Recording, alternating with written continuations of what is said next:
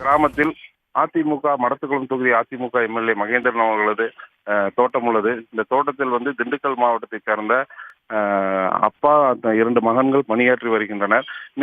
இன்று அதிகாலை அவர்கள் தோட்டத்தில் குடிபோதையில் ரகளை செய்வதாகவும் மேலும் அவரது மகன்கள் தந்தையை தாக்குவதாகவும் குடிமங்கலம் காவல் நிலையத்துக்கு தகவல் கிடைத்துள்ளது.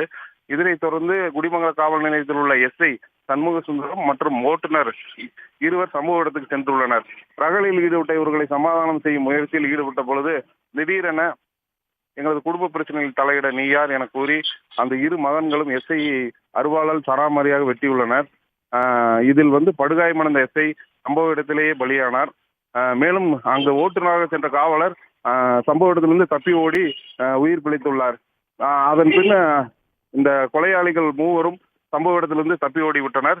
தற்பொழுது அவர்களை தேடும் பணியில் காவல்துறையினர் தீவிரமாக ஈடுபட்டுள்ளனர்.